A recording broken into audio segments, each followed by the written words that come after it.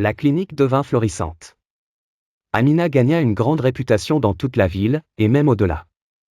Mais au fond d'elle, une douleur silencieuse grandissait, elle n'arrivait pas à avoir d'enfant.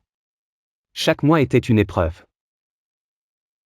Un soir, alors qu'ils dînaient tous ensemble, Mama Tinde fit une crise cardiaque soudaine. Amina tenta tout pour la sauver, mais elle mourut dans ses bras.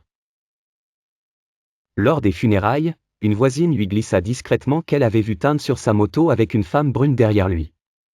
Amina ne répondit rien. Mais un doute était né.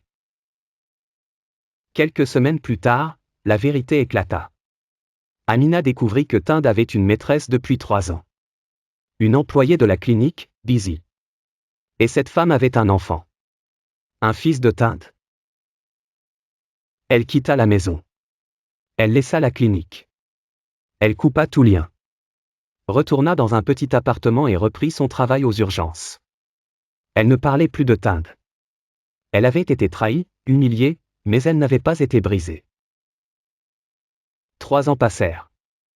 Un après-midi chaud, un appel d'urgence parvint à l'hôpital, un garçon de 5 ans, inconscient, fièvre élevée, possible arrêt cardiaque.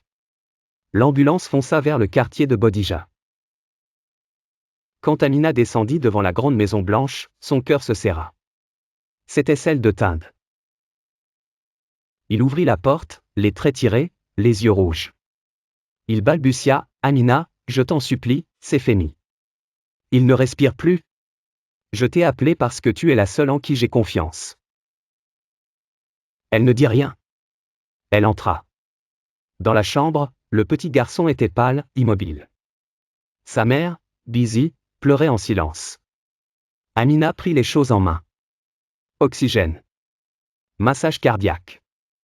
Injection. Elle se battit, sans trembler. Et au bout de longues minutes, le petit garçon ouvrit les yeux. Tinde tomba à genoux, en larmes.